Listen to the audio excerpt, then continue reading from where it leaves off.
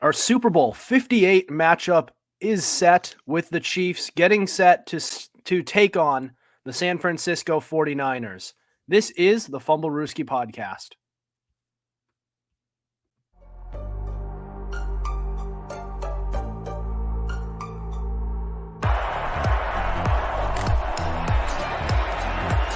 Here's Edelman broken up, and the pass is no sign yet. Edelman comes down with a football. They're saying it's a catch. This is caught. Diggs! Sideline! Touchdown! Unbelievable! Swings it way down the field to Watkins. Sammy Watkins for the touchdown!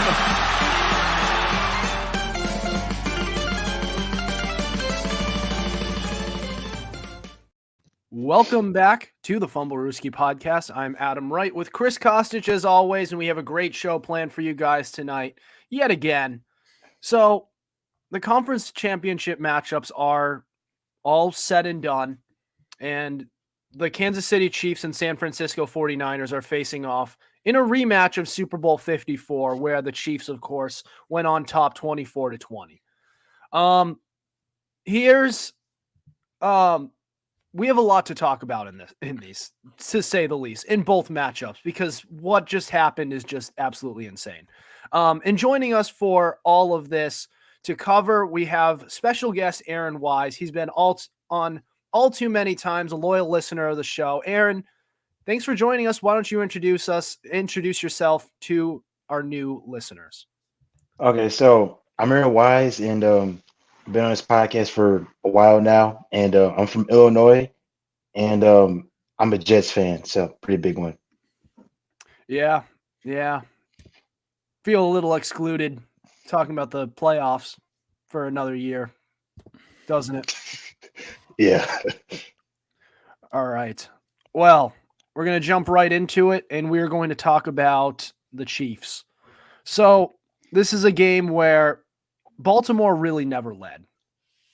So the Chiefs won 17-10, and Baltimore only merely tied it in the first quarter.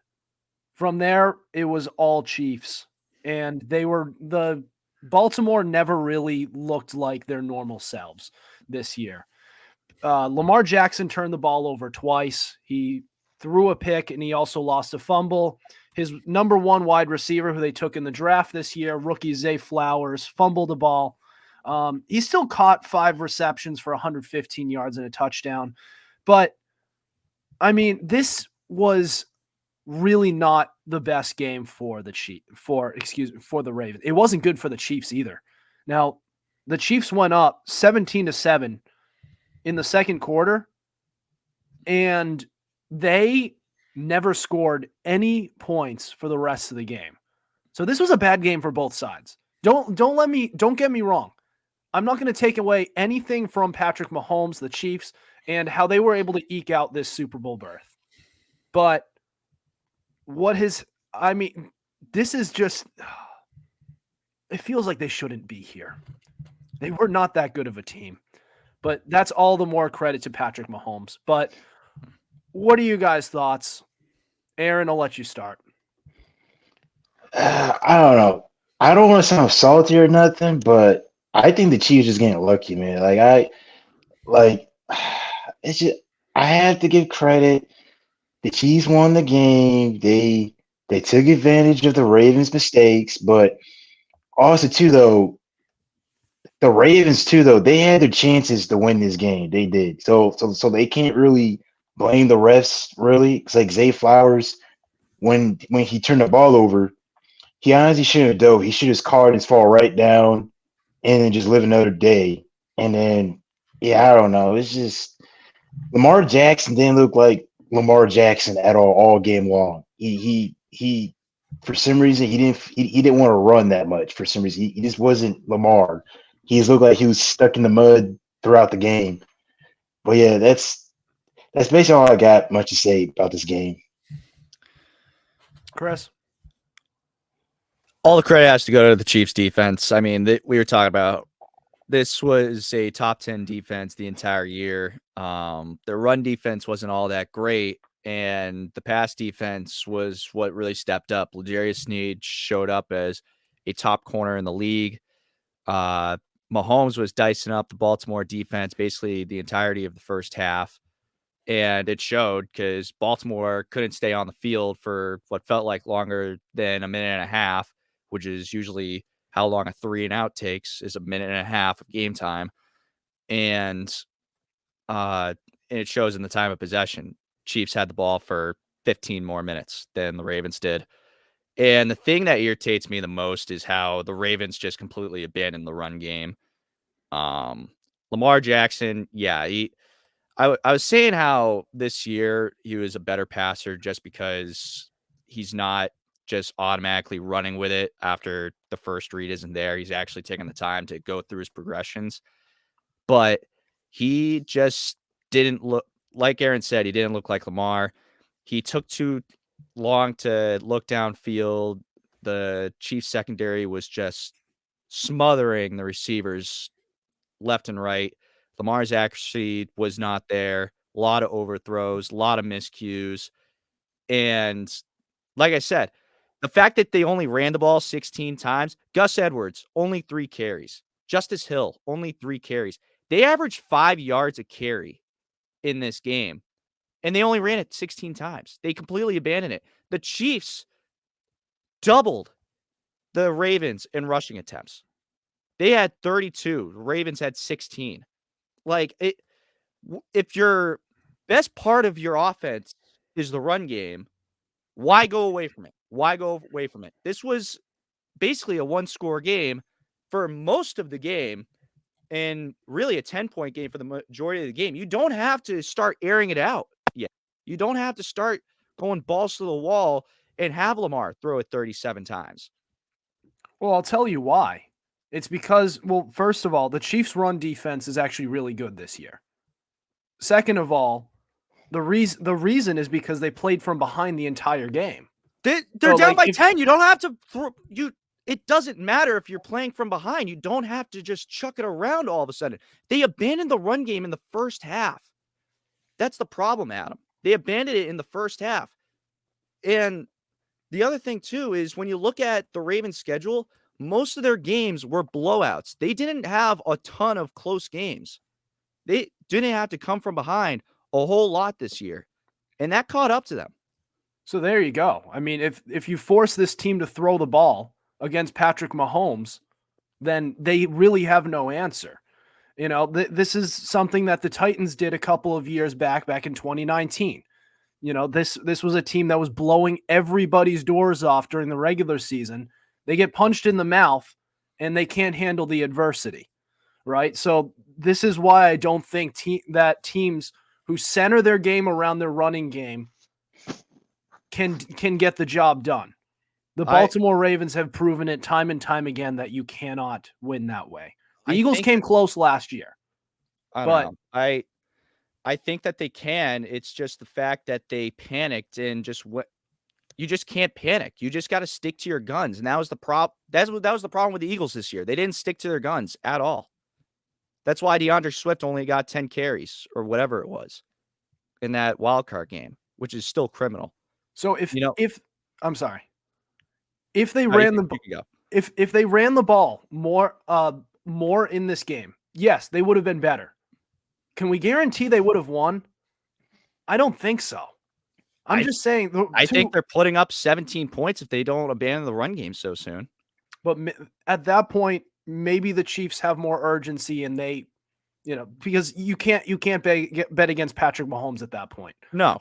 This is a weak Chiefs team, but it's a Chiefs team that is able to throw it on you. Are they as good at it as years past? No, by no means. But when all of the chips are pushed to the middle of the table, Patrick Mahomes and Travis Kelce always find ways to get it done in ways that we have never seen before. And I just think Patrick Mahomes beat out Lamar Jackson. Yeah. No, plain and simple. No, that definitely, you're definitely so correct about that. I'm sorry. You finish your point.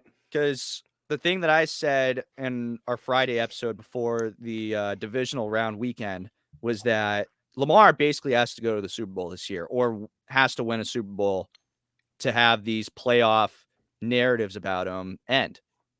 And here we are once again. Great regular season QB just doesn't show up for the playoffs. Let me ask you this, and I asked you guys this off camera. How many quarterbacks do we actually know of who are still active in this league who have actually won a Super Bowl? Well, Like full-time starting quarterbacks. Well, if we're talking full time, if we're gonna not count Rodgers because he got hurt, and so it'd be Mahomes and Stafford. Mahomes, Stafford. I don't think Joe Flacco counts. If you want to count him, sure, go ahead. I don't think he's winning you a Super Bowl today. No. And maybe not even Aaron Rodgers, depending on how that Achilles injury heals. And even if he is his vintage self, how do we know he's going to match up well being on the Jets? It's all a big question mark. So all of the elite quarterbacks outside of Patrick Mahomes, they haven't done anything yet. Joe Burrow's come the closest. Josh Allen and company haven't been able to get over the hump that is the Kansas City Chiefs and nor the Cincinnati Bengals. Lamar Jackson hasn't proven to be able to be a winning quarterback. Jalen Hurts hasn't done it yet. Justin Herbert can't do it with the cast around him. We'll see if he can do better with a better coaching staff. Oh, I do remember one. Russell Wilson. If you want to count Russell Wilson. Yeah, Russell Wilson's a good one. Yeah, Russell Wilson. But is he doing anything? I mean, no. He had a good season, but so out of the quarterbacks that you can name, Matthew Stafford, Patrick Mahomes, Aaron Rodgers, Russell Wilson. Those aren't quarterbacks who can rival Patrick Mahomes at this day and age. Not even close. So my beef isn't with the Kansas City Chiefs. The Chiefs do what they can. They're incredible in the big moment. They take on a lot of features that the New England Patriots that preceded them took on. But at least the Patriots were kind of challenged. The Patriots actually had some challengers. Eli Manning and the Giants always brought out their best when they faced him in the Super Bowls. Peyton Manning, whenever he was at home, held his own, actually won games when he was away. I'm looking at you, Josh Allen. Mark Sanchez. We're not counting that guy. Come on.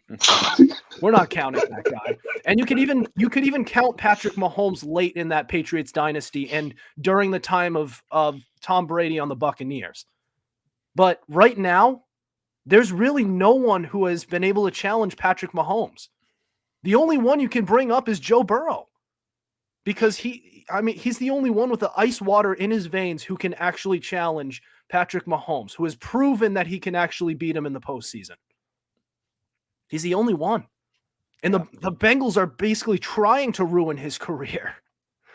In all seriousness, that offensive line, they're trying with their talent. They are trying to bring people in. I think it's a coaching issue down there, but that's another conversation to be had. That's the issue here. It's not Patrick Mahomes. It's not the Chiefs that you should get mad at. It's the rest of the league. They can't muster up a team or a quarterback who can beat this guy. And until you do that, then they are the big villain in the NFL for the next decade. I hope not. But if history has told us anything, the Chiefs are the next 20 years. That's my takeaway here. The Ravens had a great team. They had a really good team this year. And the fact that they were this much of a letdown, I don't put it on the Chiefs. I put it on the Ravens. I put it on the Bills. I put it on the Bengals. Here's a little stat for you. So the Ravens analytically, the Ravens were the 5th best team of all time, analytically speaking. And they joined the Patriots, 2 Patriot teams who are also in the top 5 of the best analytical teams of all time to not win a Super Bowl. Right. And those other two Patriot teams were the 07 team and the 2010 team. And the Patriots in 07 at least won the Super. They went to the No. Super Bowl. Yeah. In 2010 they were one and done. That's another issue to solve. Against I have no Aaron's stupid ass Jets. I have no freaking clue how they pulled that off, but No, yeah. I mean, there's the issue right there. I do. The amount of competition around Oh. the league for Patrick Mahomes is just it's laughable right now. The closest team right now is the Buffalo Bills. That's the team that's consistently in it. And they just don't have what it takes to beat the Chiefs. They don't. Maybe in the regular season, but who cares about the regular season? They beat them this regular season, and it gave them a home playoff game. What did they do with it? Nothing. They crapped all over themselves. So there you go. It's not being at home. It's not the quarterback. It's not the all-pro caliber wide receiver who you have in Stephon Diggs. It's Mahomes versus everybody else. And that is what is wrong with the NFL at this day and age. Aaron, what were you about to say? Okay. So my take, bro, Lamar Jackson. I'm gonna keep this real short, but my take on Lamar Jackson is that he's a really good regular season quarterback. Like, he puts out these big numbers and MVP numbers, which honestly I don't think he deserves MVP. I don't know. To me personally, he didn't look like MVP really much. It's not like the 2019 version. Yeah, he was insane. But when it comes to the playoffs, every time he goes to the playoffs, he don't look so super no more. He looks human, like very human. Like, he looks like he lost his power ups. He ran out of gas, and also he forgot to play football again. I don't know what's going on, but It's like he's always second guessing himself once he gets to the playoffs. yeah. He gives me like James Harden vibes.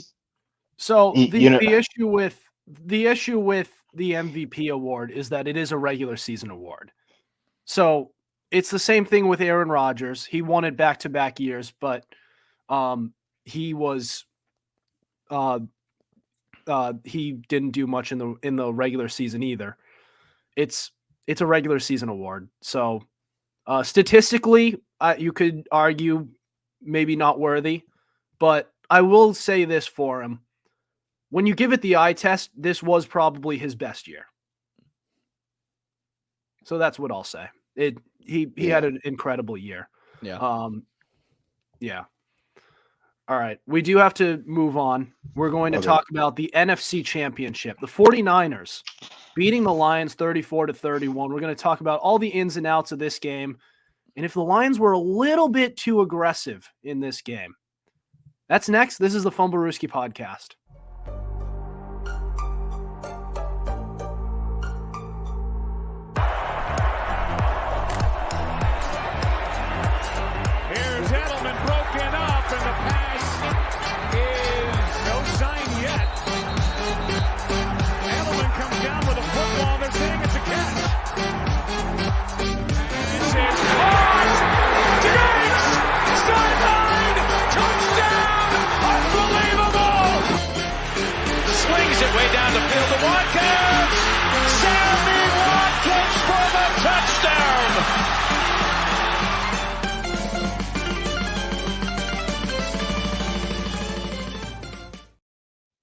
Welcome back to the Fumblerooski podcast. I'm Adam Wright. Chris Costich, special guest, Aaron Wise. All right. The NFC Championship happened, and that's all Lions fans need to know. That's all they want to know or remember. 34-31, the 49ers beat the Lions. But the biggest headline in this game is that going into the beginning of the third quarter, in the first half, essentially, the Lions held a 24-7 lead. And the 49ers in the third quarter went on to score They went on to score 20 quick math here. They went on to score 27 points in the second half to take a 10-point lead. Lions managed to score towards the end of the game with less than a minute left, but it was too late. 31-34, your final score. But what we'll first cover in this segment is the fact that the Lions had 2 chances to tie this game. Well, at least they had the chance to put up 2 field goals, which was the difference in this game. They went for it on 4th down both times and failed. And again, it was a 3-point loss. So this was the difference in the game. One of them could have tied it. I'll let you guys discuss. Aaron, you go ahead and start. Okay. Man, I'm not gonna lie. I'm low-key kind of disappointed in the Lions, man, because I really thought they were gonna go to the Super Bowl, but back in my head though, I couldn't picture them actually being there. It felt like a dream. It didn't feel like it's supposed to happen. But the Lions lost because of Dan Campbell. If you would have kicked the 2 field goals, especially I can't remember what quarter, I think it was the 3rd quarter, they were up 24-10 with 4th and 3. If you would have kicked the field goal there, you would have put even more pressure on 49ers to do something like fast, because instead of running the ball, they actually had to air it out like crazy and stuff like that. So yeah, if he would have kicked those 2 field goals, man, I think they would have won the game. But just by thinking about it though, there was like 57 seconds left, and they did do those outcomes. And then the other reason I think they lost the game is the defense. They got to fix that defense up. Like, their defense has been the big problem this year. Like, their pass defense, they can't stop nobody. Like they just can't. Like, they'll be making like random quarterbacks look good who's not really that good, make them look good for like a week, and then the very next week they look how they're supposed to look. But yeah, and I'm gonna say one more thing. Dan Campbell will never live this game down ever. Even if he does go back to the championship game and win this time to the Super Bowl or win the Super Bowl, I just don't think he's gonna be able to fully recover from this. But yeah, that's all I got with this. All right, Chris. It sucks, It sucks to see the Lions go down like this. Everyone thought this could be their year, and then they choke it away like history has always shown, and the curse lives on. But here's the thing with the 2 4th downs, in my opinion. The second one, the second time them going for it on 4th down, I have more of a problem with. And the thing is, too, like, end of the first half, they had 4th and goal from like the 4-yard line or whatever it was, and they decided to go for 3. Smart move. App's winding down. Get the points. You're right there. Don't keep the momentum with you. Come back down, and you've set yourself up with a 4th and 2. You're up 24-10. And here's the thing: that Lions defense wasn't going to hold up for very long, regardless if they had converted the 4th down, kicked the field goal or not. That Lions secondary was not going to hold their ground against the 49ers for much longer. And that's a fact. And that's why Dan Campbell went for it, because he knew that you could only hold this 49ers offense in check for so long before they start breaking out again. And so that's why he went for it. 4th and 3 and less, they're 17 for 20. This would have been a 45-yard field goal. Marvin Bagley is a 77% field goal kicker from 40 plus. That's not that automatic. That's not that much of a gimme. So in hindsight, that's actually a good move. 4th and 2, and you had Josh Reynolds. It hit him in the hands. Anything that hits you in the hands, you got to catch it, dude. Josh Reynolds actually had 2 bad drops in this game. The second one is a little bit more of a tougher pill to swallow, because you're within 30 yards. You need that 3 to tie it. And the other thing, too, is that Dan Campbell wanted to gamble some more and run it with just over a minute left. You have all 3 timeouts. You don't want to use any of those 3 timeouts yet. And they run the ball. They run the ball on 3rd and goal. And they are then forced to use a timeout. Dan Campbell, for how great of a coach he is, he's a leader of men. I don't think that this is the last we'll see the Lions making this deep of a playoff run. But Dan Campbell got outcoached in that sense because he ended up handcuffing himself in that one moment. And that was a huge definer. Granted, they got the touchdown after, but the onside kick is just, you can't get an onside kick anymore. So your chances of getting an onside kick are less than 1%. So you basically already lost the game at that point. Here's my takeaway. I get that Dan Campbell was aggressive all season long, and that can be one of his strengths. Clearly, it can be also one of his weaknesses because I put most of the blame on Campbell to go for it on fourth down when you already have your foot on their throats. All you have to do is kick that field goal, and you have a 3-score game.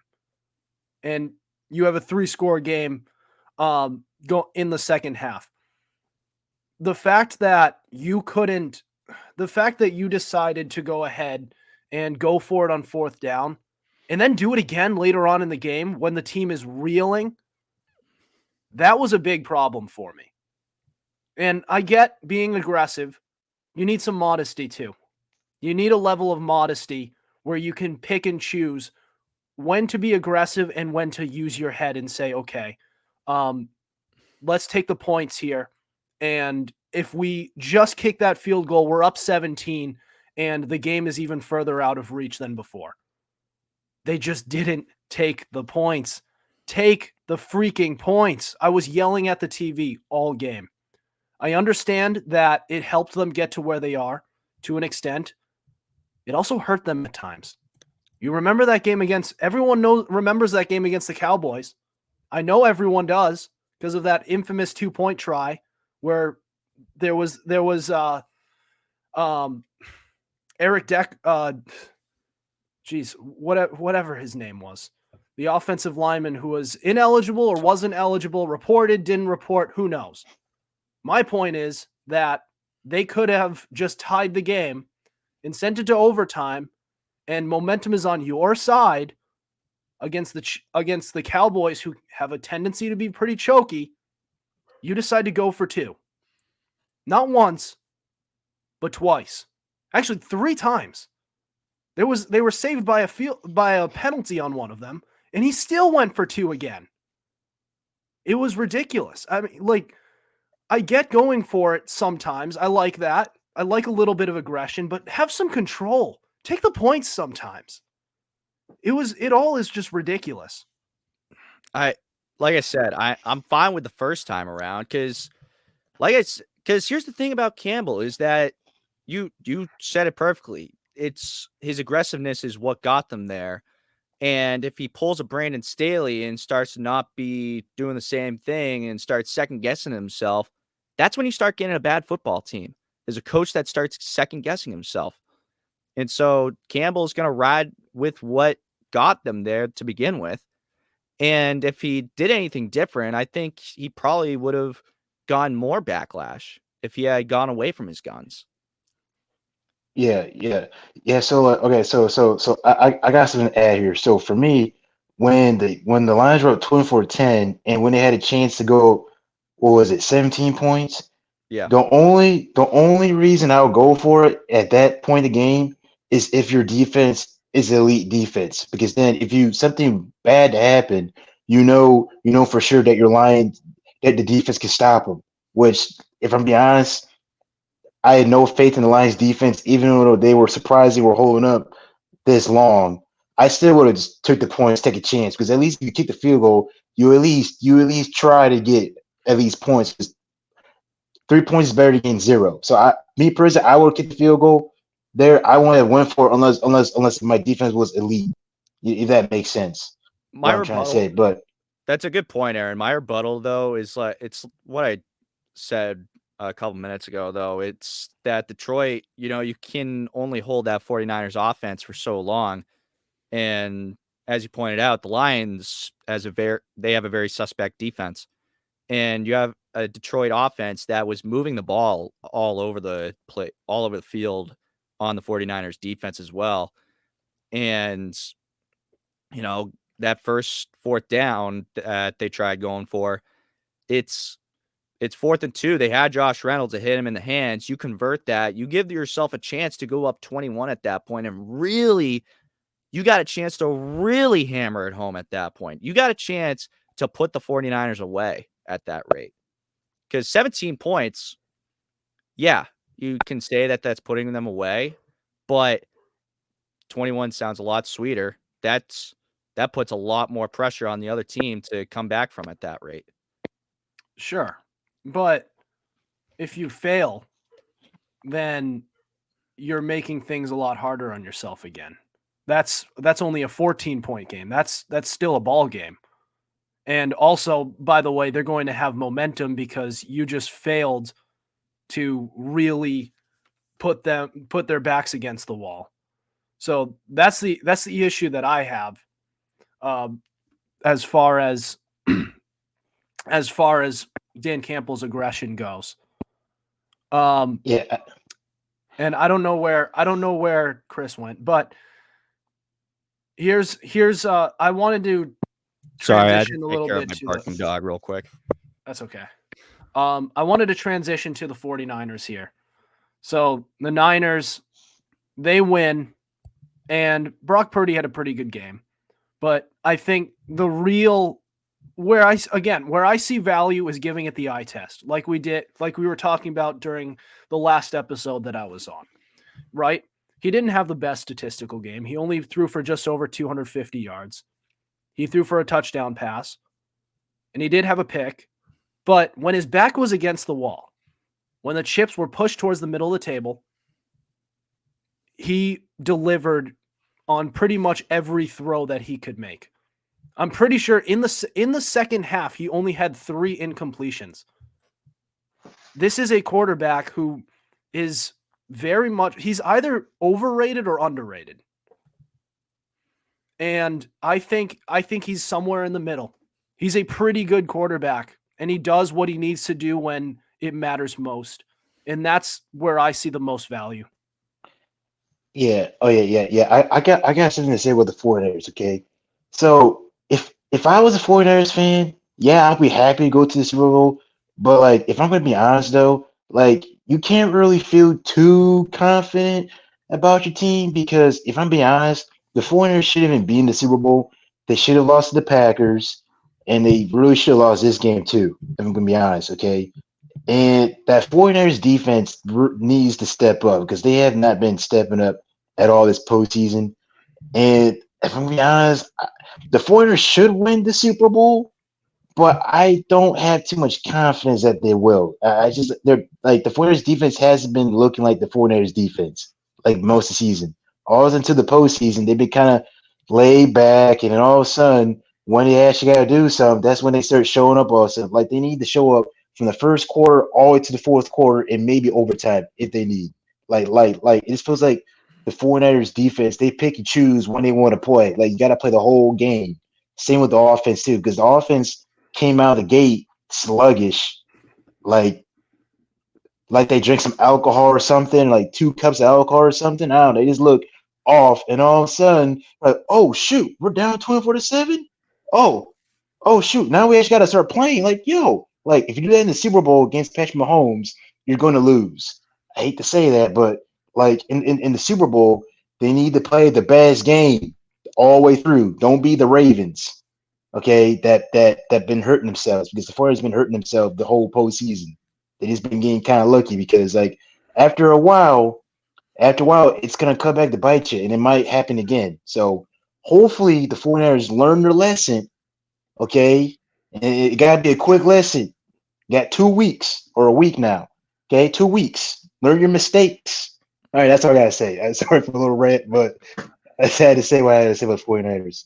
Chris? Yeah, no, I completely agree with what you're saying, though, Aaron. And this is back-to-back games now that the 49ers have gone out to a slow start. And this is another 49ers team, like I was saying with the Ravens, that didn't have to really deal with a lot of adversity. I mean, yeah, there was a couple games here and there where they had to deal with it during the season. They had week 2 against the Rams. You know, you had the 3 straight losses, 2 of them 1-score games against the Browns and the Vikings.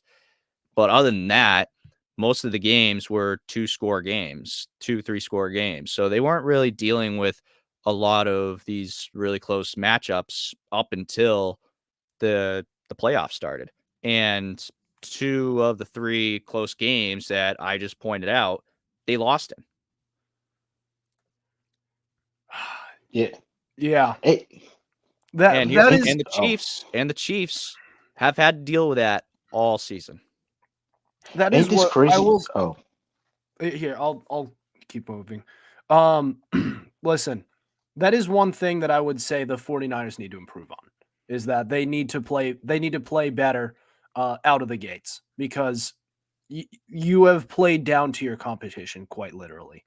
That Packers team, you should not have game should not have been close. You managed to win it, but you could make an argument they shouldn't have. And the same thing with this Lions team. They had a chance to bury you, and they didn't. Like, I think the 49ers should win, but we've said that about the Packers. We said that about the Lions. I still think the 49ers should win, but what I would say is that they need to stop playing with their food. Win. Just win the game. Put them away quickly. You force Mahomes to play from behind with that offense, and mistakes are going to be made. Mecole Hardman is going to have another touchback turnover, fumble out of the back of the end zone. Kadarius Toney's going to line up offsides, or he's going to drop a pass. He'll tip a pass that turns into a pick six, right? That's if Kadarius Mistakes will be made. But if you let the Chiefs have the momentum, then I don't trust that Mahomes will mess it up. I think he's too good in the big moment to be able to screw things up. No, yeah, I don't know. Definitely agree with that. No, Aaron, you can go. I'm looking for something right now. It's like with this 49ers team gives me like Boston Celtics vibes. Like they have a great regular season. Everybody's talking of. They're saying they should go to the Super Bowl, like the Celtics. They should go to the finals, win the finals. But then once they play teams that they should beat, they start what you said, Adam. They start playing with the food. They start not taking them seriously, and then all of a sudden, then when adversity hits, that's when they start waking up all of a sudden, which that shouldn't be the case. Like if you would have started the game out better, you would have some breathing room.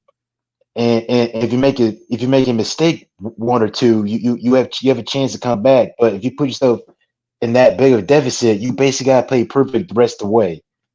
Okay. We'll get more in depth about the Super Bowl matchup in itself next. Will things be different in this one, or will it stay the same? This is the Fumblerooski podcast.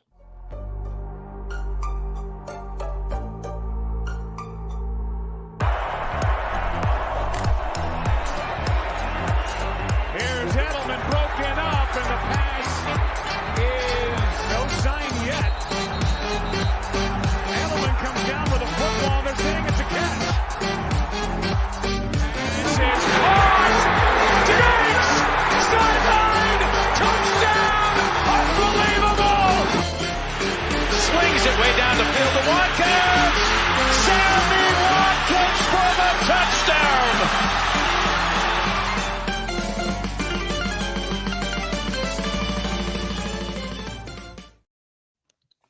Welcome back to the Fumblerooski podcast. Adam Wright, Chris Costich, special guest Aaron Wise. So the Super Bowl 58 matchup is set, and we are on to, and this is bittersweet news, our last game of the NFL season up until September. But they saved the best for last.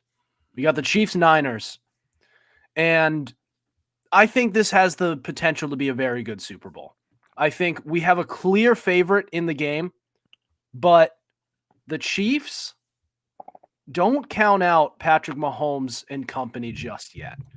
And that doesn't mean I believe that the 49ers are going to lose. I think the 49ers are going to win this game, but I smell a rat. I smell a potential upset in this game where the Chiefs are going to put up a really good fight. They may even go to the point where they're on the brink of victory. And what happens then? I can't tell you. I don't have a crystal ball, but this is going to be, I have a feeling this is going to be a very, very good Super Bowl matchup. Both teams with some good talent on both sides of the ball. 49ers have a little bit more, at least on the offensive side. But let's not forget about that Chiefs defense that's going to keep the Chiefs in this game, just as they have all of the past couple of matchups in this postseason and all season long. Guys, I'll let you discuss. What are your initial takes on this Super Bowl matchup now that it's all set? Well, the 49ers defense has been a little lackluster recently. Chiefs, time and time again, have shown that they can get it done in close games, and they've shown that back-to-back times now. They've shown it plenty of times throughout the season, and they know more than anyone about adversity. But Rashee Rice, we like to dog on Chiefs receivers a lot, but Rashee Rice has been stepping up his game a lot in recent weeks.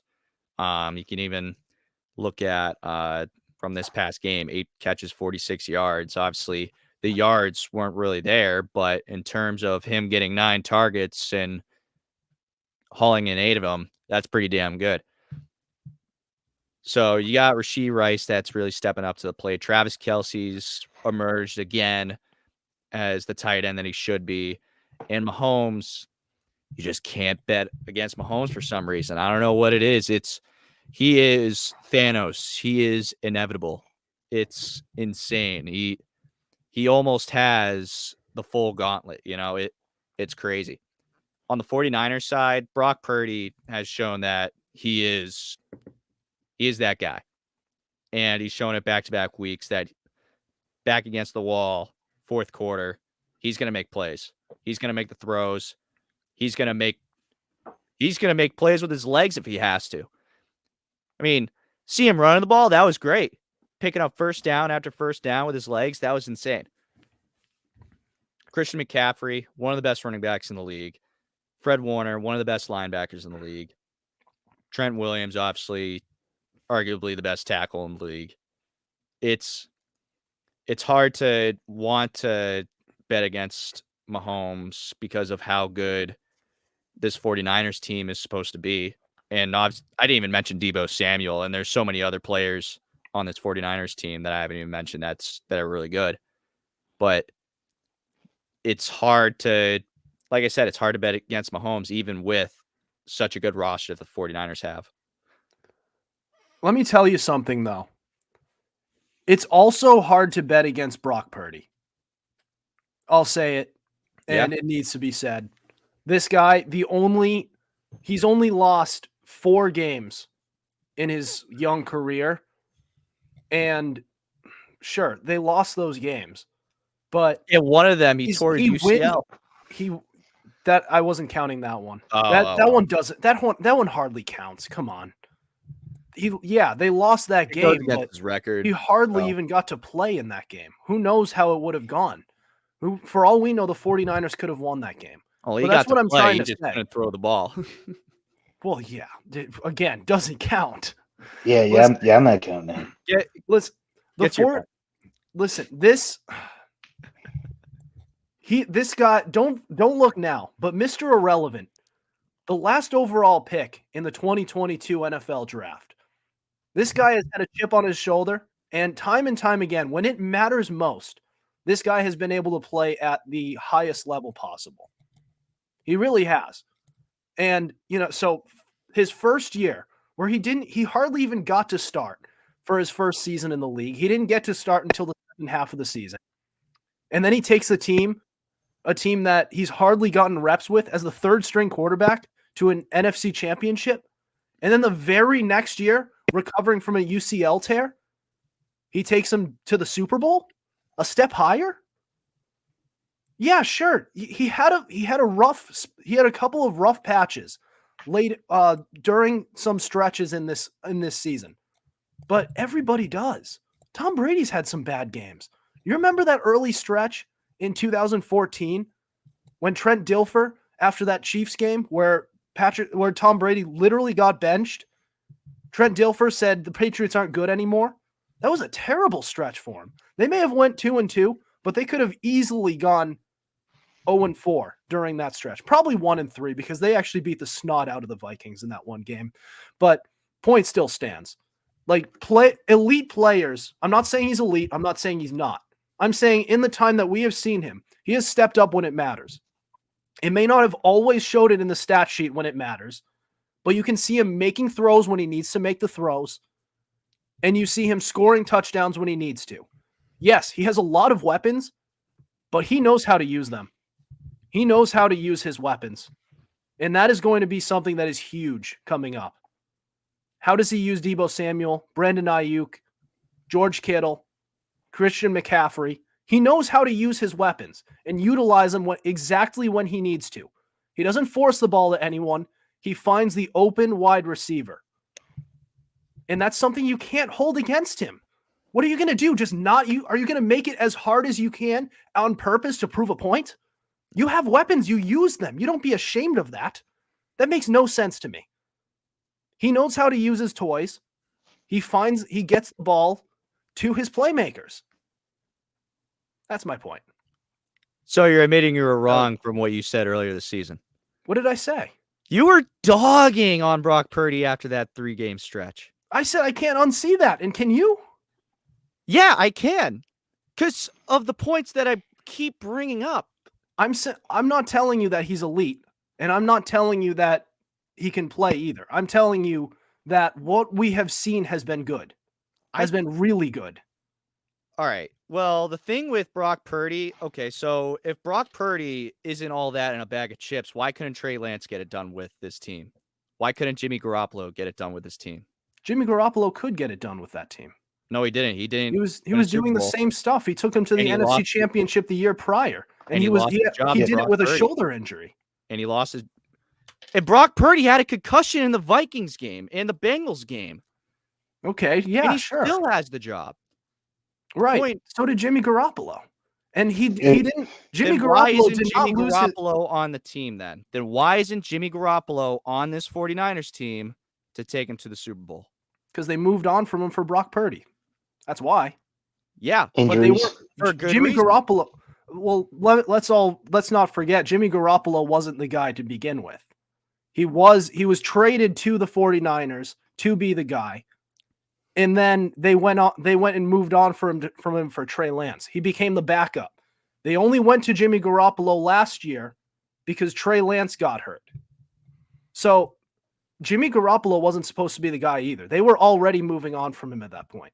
But the fact that they were still able to why didn't Trey Lance take his job back then? Then why didn't Trey Lance take his job back? Because Trey Lance just can't play. Third overall pick of the 21 NFL draft couldn't beat out Mr. Irrelevant. Because Trey Lance just can't play. He sucks. And he couldn't beat out Mr. Irrelevant. Thank you. That doesn't mean, I'm saying that doesn't so Brock Purdy may not suck. That doesn't mean that may just mean that Trey Lance sucks, that he can't use the weapons. Brock Purdy can use his weapons, but we still can't see exactly what he is. Is he an elite quarterback? Can you definitively say that he is an elite quarterback and he can win without these weapons? I'm giving him credit for being able to use the ones that he has, just as I give Tua credit for winning against sub 500 teams with the weapons that he has. But Brock Purdy, can you tell me that definitively? I'm not saying that he can't. Can you tell me definitively that without a lot of these weapons that he could still take this team to the promised land?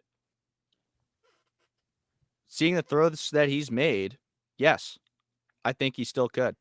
Okay, I wouldn't rule it out. I wouldn't rule you. Like I'm not going to say he's elite. It's only his second year, but right.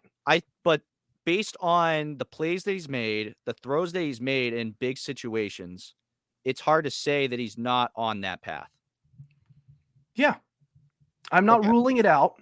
I'm saying that right now, with what he has, he's making it work. Okay. And he makes the throws that he needs to make. I'm saying that if he didn't have these weapons, I would not rule out that this guy may not be that good. Yeah, because okay, so I got something to add. I got something to add to this, okay? So I'm just gonna use history in this, okay? Okay, me personally, I can't remember which game Brock Purdy got his first concussion at.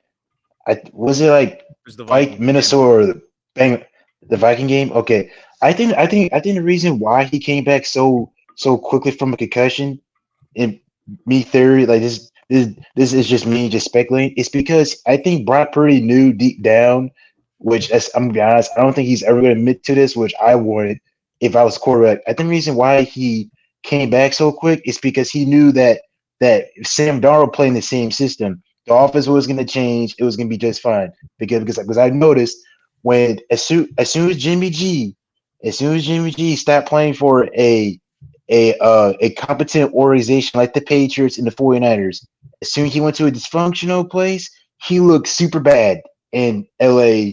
Well, no, not LA. The Las Vegas Raiders. Okay, he looked bad. Like he didn't look anywhere near where he was on Patriots or the 49ers. I'm not saying Brad Purdy's bad because if he was absolutely horrible, he would have got benched like weeks ago. But I'm gonna be honest with Brad Purdy though. He has been throwing a lot of risky passes though. They just haven't the other team just hasn't been catching them yet. Hopefully, it doesn't happen in the Super Bowl because I don't want the Chiefs to win. But I don't know. But like I do know so Brad. Let me finish with this point. Okay.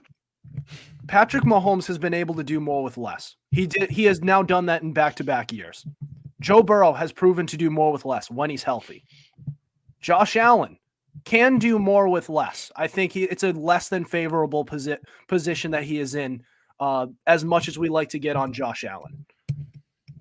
Can we definitively say that about Brock Purdy? If he had less than what he has, because let's be real here. Almost everything on that team is perfect. Coaching, offensive line, pass catchers, running game. Just about everything there is perfect. Their defense, it could be better, but it's still really good. Can we definitively say that if he didn't have all of this, if not all of it was perfect, that he would still be an elite quarterback, just like Mahomes, just like Burrow, just like Allen? Could we mention those two? Can we mention him in the same breath as those three quarterbacks? I think that's where, like, I would say that he's top 15, top 10 quarterback, but I don't know if I would be willing to put him in the same aspect as Mahomes, Allen, Lamar, Burrow, those guys. Okay. And yeah, I'm not to take away from what he's done, obviously. Like, I'm not either. I think this is incredible, and this is a great story too. Take a look at this in hindsight. The last overall pick has been to back-to-back conference championships and is now in a Super Bowl. This is a great story. And please, 49ers fans, don't get on me. Don't get on me for saying all of this. I am not saying he's not elite. I am saying he just has more to prove to be an elite quarterback. That's all. That's all. Definitely. Aaron, you got anything else you want to add? Okay. Yeah, I don't know. Like, I'm like Adam does make a good point. Like, the 49ers team is basically perfect. Obviously, there's some little things to improve on. Like, if Kyle Shanahan doesn't choke, okay, because he really should have 2 rings right now. He should beat the Chiefs the first time. He should have never lost to your team. He should have never lost to the Patriots. So, Kyle Shanahan, I hope you learn your lesson. This is your 3rd chance, okay? When you have a big lead, don't get too fancy. Just win the game. But the 49ers should win this game by 10 points. They should. I will 10, say maybe. also about Kyle Shanahan, they better hope to God that they're not down in the game in the 4th quarter, because Kyle Shanahan is 1-34 when down by 5 entering the 4th. But that one victory came That one was this Green Bay. postseason. Yeah. But I'll tell you this much about the Chiefs and just this matchup in general. I don't know why everyone is feeling this way. I mean, I do know why. It's Patrick Mahomes and the Chiefs, and we're all weary from the Patriots dynasty. We aren't, because two of us are Patriots fans, but you can feel for people who are weary from it. CJ and Lucas have both told me they fully expect the Chiefs to win this game. Like, no hesitation, they believe the Chiefs should be favored. And Right I now, disagree. It's 49ers by 2. I disagree with them. I disagree. I think the 49ers should win this game, but I do smell a rat.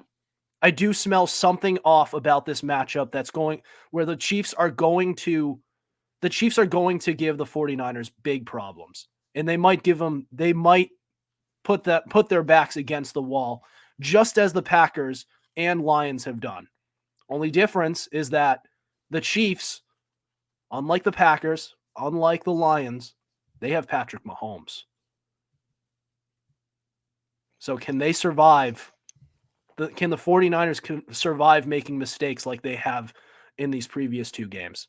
Can they survive that? I don't know. I don't know. I just don't see the 49ers losing like the third straight Super Bowl. I think something's going to tell me that Brock Purdy is going to win. He's going to win his first Super Bowl this time. He's going to win the Super Bowl. Unlike Jimmy G, I just have a feeling. And not that too, but George Kittle, he did say, what was it, 4 years ago, almost 5, when he said he'll be back against Chiefs. I have a feeling. I have a gut feeling something's going to happen. But okay, that's all I got for. Yeah. All right. We'll be able to cover this matchup over the next couple of weeks. We have lots of episodes. We have this upcoming Friday episode to cover it. We also have next Tuesday's episode to cover this matchup. And then our Friday episode, which is right before the Super Bowl. That is not going to be our Super Bowl preview. That is going to be the NFL honors recap. So we do this every year. We go over all of our preseason picks for the NFL Honor Awards and see how wrong we are or how right. I got both rookies of the year last year. Both rookies of the year. I picked 2 Jets, and I'm never going to let people forget that.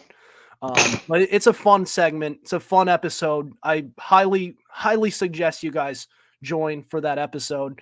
But then the Saturday before, so February 10th, we are going to be on to our Super Bowl special. So our 4th annual Super Bowl special.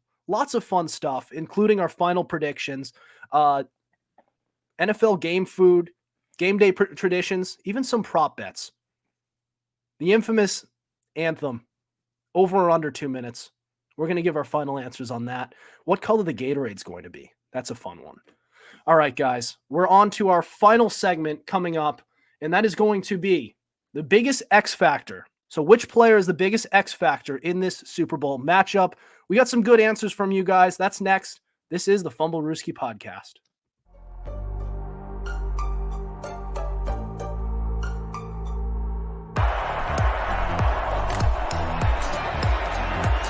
Here's Edelman broken up, and the pass is no sign yet. Edelman comes down with a football. They're saying it's a catch. It's caught! Diggs! Sideline! Touchdown! Unbelievable! Swings it way down the field to Watkins! Sammy Watkins for the touchdown!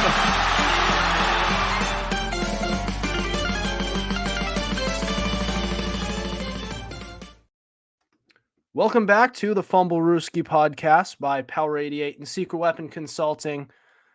I'm Adam Wright with Chris Costich and special guest Aaron Wise. We have reached the fan box portion of our show where we post a question filter on our Instagram story every Monday, and you can respond with hot takes, questions, and more. And we will respond and give you a shout out on our podcast.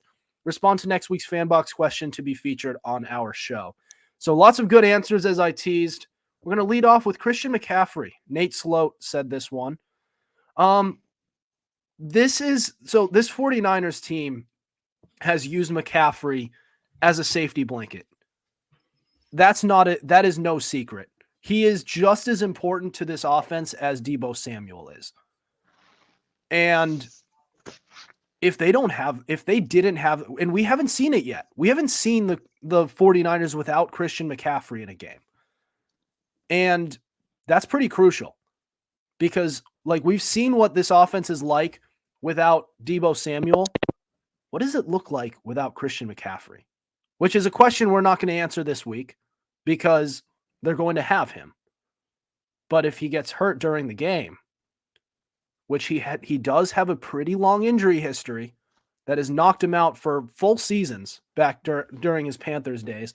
But I will say, since he has been traded to the 49ers, I don't know if it's just the better offensive line, if he's just not a workhorse back anymore, that's helping him. But he's been pretty good with remaining healthy. Maybe it's the health staff. I don't know. But whatever they're doing, keep doing it because they need him.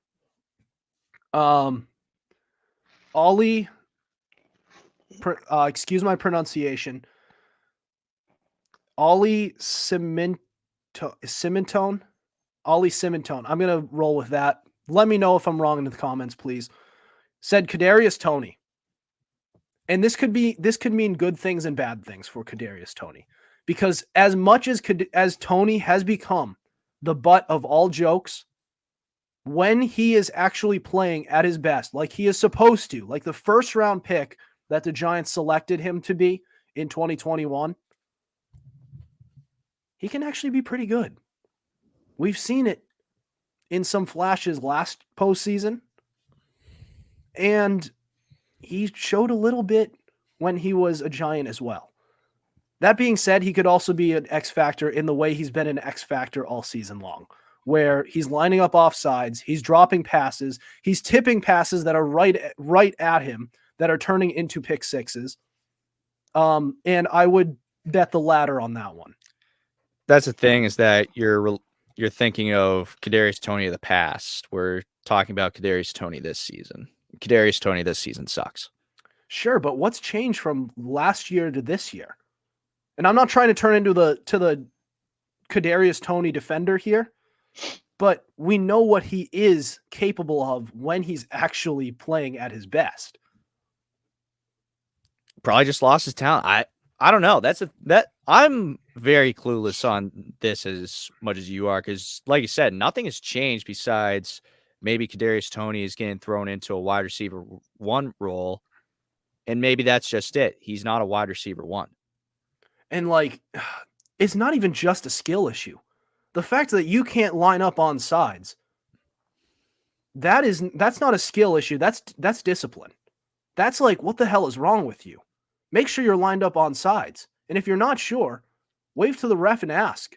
And I know a lot of people are claiming that he did ask, but even if he did, you could clearly see the ref did not acknowledge him at all. Make sure he acknowledges you. And if he doesn't, move back a foot still. Still do it. Why not? Like, you can't move that far back.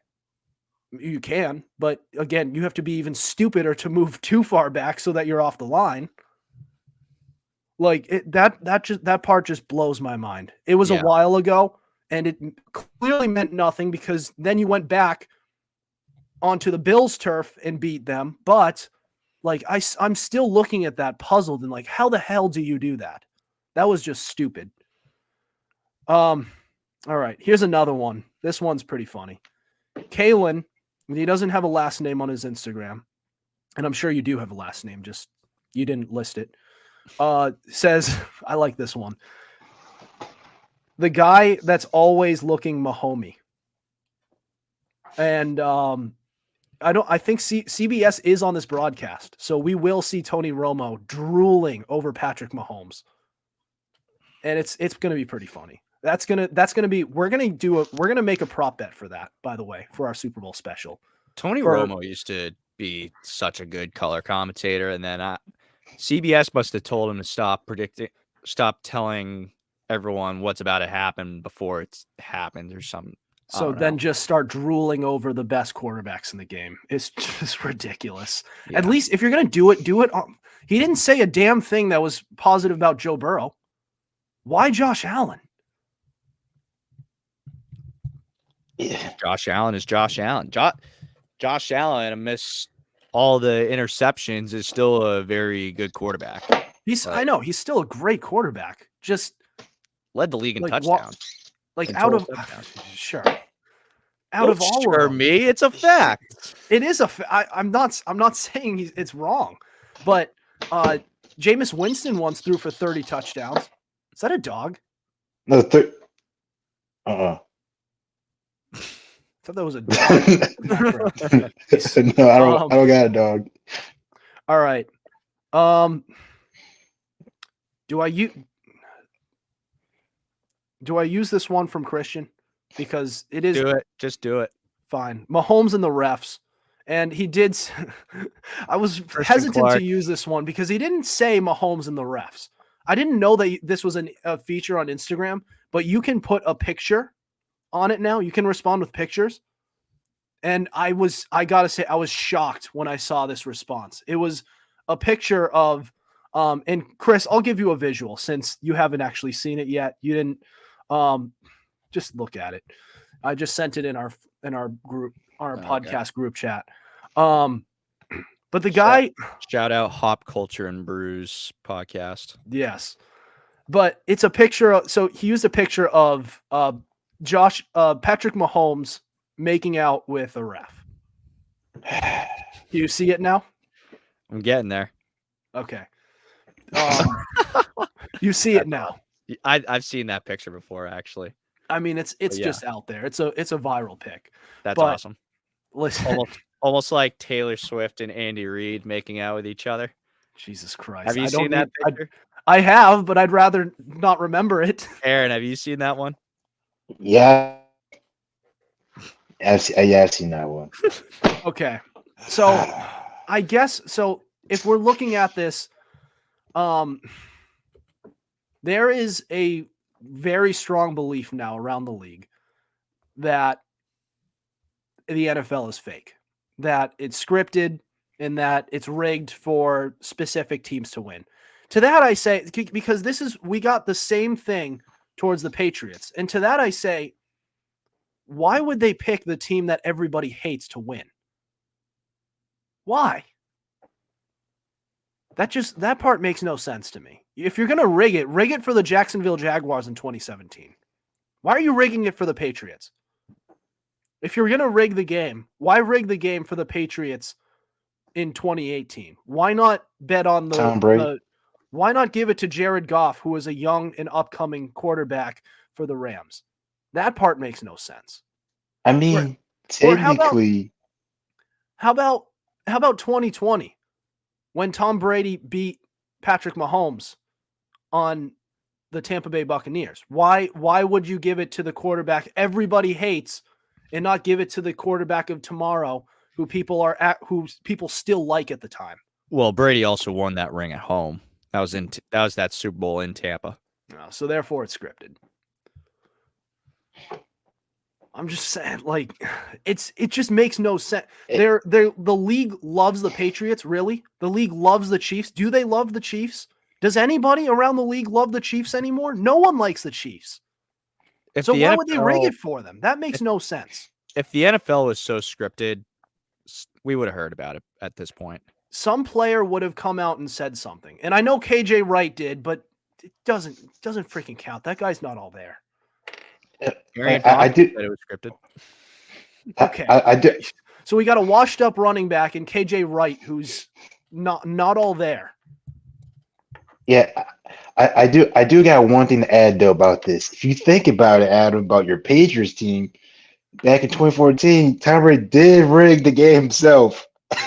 Or are we bringing up that stupid deflated footballs argument? That's going to come up for the Chiefs. The Chiefs I'm looking at just like the Patriots. They're the first. It's always the refs come first, and then you're going to get some blatant witch hunt cheating scandal with the deflated footballs. Even though the Colts footballs were underinflated too. So how do we know that the Patriots had something to do with it? Yeah, if the Patriots had anything to do with that cheating scandal, why would they be game planning to run the ball more? Like that It makes was no sense. Like cold, if you were throwing it a rainy. million times, then okay. But why are you game planning? It wasn't even. Why are you game planning to run the ball a million times and then risk getting caught cheating? That makes no sense. If you're going to risk getting caught cheating, at least throw the ball a lot. They didn't. Scientifically, it doesn't make sense as well. Or scientifically, it was disproven.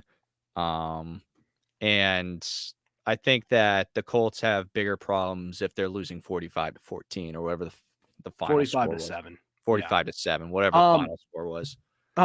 So Chiefs fans, I know you love to accuse the Patriots of cheating. Careful what you wish for, because those are going to start coming for you if you keep winning. I'm just saying. That's the way it works. Your team wins, you cheated. You lose, you're washed. You win, you paid the refs. You lose, the dynasty's over. You're going to hear that a lot because that's what kept on happening for 20 years straight. All right. Back on track. Damn it, Christian. I never met you in person, but you already pissed me off with this. Yeah, you weren't even on the pod for this either. He made this podcast 5 minutes longer because of me. Oh. All right. Ryan Burke said Deebo Samuel. We saw what this team was like, this 49ers team was like without Deebo Samuel for 3 games. And again, like I don't hold it against Brock Purdy because it was only 3 games. We don't know what he is like on a bigger sample size without weapons. But you can't ignore the importance of Deebo Samuel in this offense. So that is something that's important to look at. Especially with the teams they were losing to. They lost to the Vikings. They lost to the Browns. And who's the other team? Who was the third team they lost to? Bengals. Not the Ravens. It was the Bengals.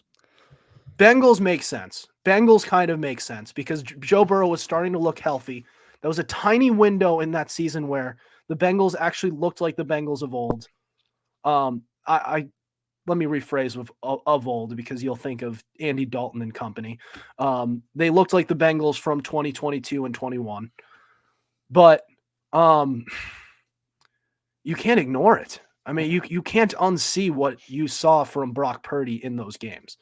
I'm not saying, like I said, it's a small sample size, so let's give him some more time. But the fact that Deebo, it feels like that scene from The Wizard of Oz where the curtains pulled back, and it turns out Brock Purdy's just a foolish old man, just a mean old man. I will say, Adam, that I Fooled don't like that everyone. argument anymore because CJ brought up an amazing point to me a couple weeks ago, and how Deebo actually missed a couple games last season as well, and the 49ers came away with victories in those games. Which games? Well, was Brock I Purdy don't starting? know. I need to look more into that. I need to look more into it as well. I don't know which game specifically off the top of my head. You can interrogate CJ about that one, honestly. And I do have a lot. I have a lot of questions. I'll have to look at that myself. But Yeah, I have a lot of questions for that. First of all, how many games did he miss? Did he miss 2 games? Did he miss 1 game? 5? And another question, what teams were they facing? Because if you face like a bottom feeder team, I get the Browns and how about I get this? the You Browns continue and with the the Vikings Sandbox, weren't and I'll the do best. the But research. all right, please search exactly which games they missed, because that's actually very important. And also, I'm pretty sure this was during the time when, by the time Brock Purdy was starting in the league, that was the time when I do remember there were a lot of injuries with the 49ers, not just last season, but the season prior. But I'm pretty sure that was around the time when everyone started getting healthy. So that might have been during the Jimmy Garoppolo time frame. Oh yeah, I think I know what you're talking about. When they stood at 1-10, and then Jimmy G finally came back and he won like 6 in a row. Because if it And was then Jimmy Garoppolo and not Brock Purdy starting, then throw that point out the window. All right. Let me move on with our final fan box response while Chris is looking this up. Coleham said Fred Warner. All right. Yeah, I mean, he is one of the best linebackers in the league. And I think it's not just Fred Warner. It's also Dre Greenlaw. Two of the best off-ball linebackers in all of football. During our preseason rankings, we always put him close to the top. And there's a reason for it. He always racks up tackles. He's a tackles for loss machine. And their front seven is one of the best in football. We can talk plenty about their defensive backfield, which leaves a little bit to be desired this season, but their front seven has always been legit. I guess you could say Nick Bosa hasn't had the best year, but they still have Chase Young, who's been fine. He's been disappointing. He's been kind of disappointing. Like that trade, I don't know.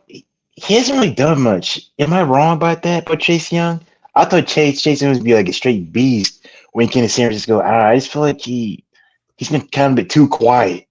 Am I wrong about that? Or I don't think you're wrong about it because Chase Young hasn't been the first round pick that he was supposed to be. He hasn't been as good as he previously was.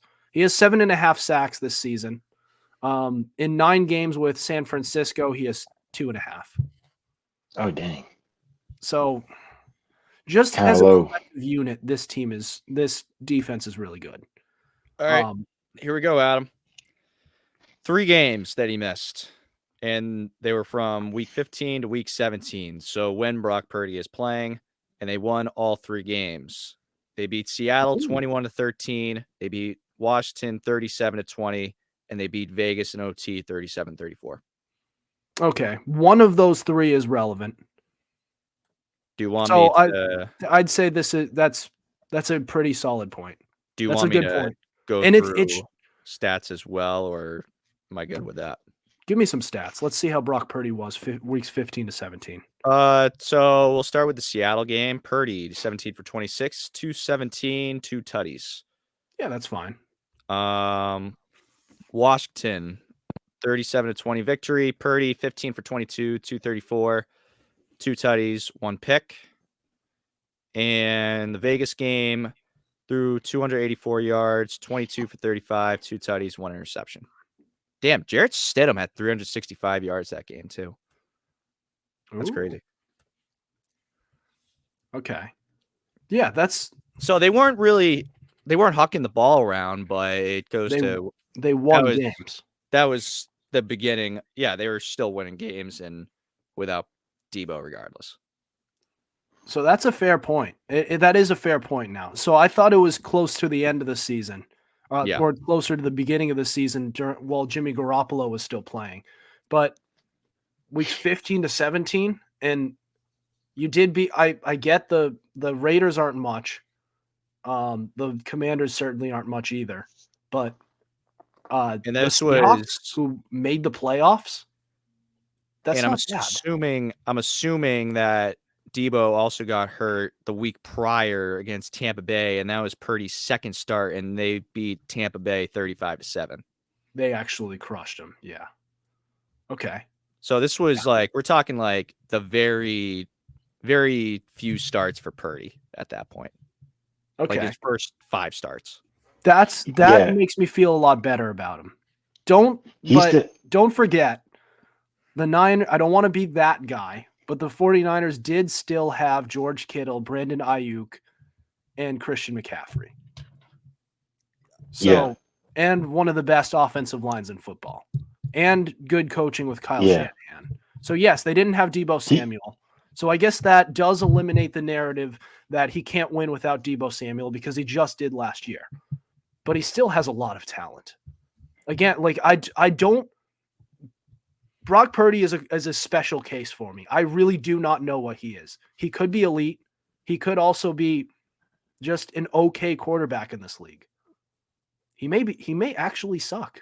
We don't know. I'm just saying we don't know what he looks like without weapons, like without a lot of what he has. no one can do anything without anyone. Even Patrick Mahomes right now has Travis Kelce. But if he has like just a little bit, can he still do it? That's something we're going to find out in a couple of years. We're not going to find out this year. And that's why I still have the 49ers winning the Super Bowl, because he's proven he can still do it. All right. That's all the scheduled content we have for today. But what do you guys have any other thoughts? We are up against the clock, but anything quick? Nah. It's just the Jets got to win the Super Bowl next year. Yeah. Have to. Good luck with that. Have to, man. Yeah. Talk to Aaron Rodgers' torn Achilles. See if you can work something like that. All right. Well, Aaron, thanks a lot for joining the show as always. You've been on so many times, and it's always great to have you. Great analysis and everything. All right. Well, that'll do it for us tonight. Thank you for listening to us. We have new episodes out on Tuesdays at 7:30 p.m. Eastern Standard Time and Fridays at 5 Eastern Time. Be sure to subscribe to our YouTube channel. We have all our episodes available on Spotify, Spreaker, Apple Podcasts, iHeartRadio, Google Podcasts, and so much more. Also, be sure to follow our Instagram at Fumblerooski_podcast to keep up with our podcast and the latest coverage on the NFL. Otherwise, we'll see you next week. Over and out.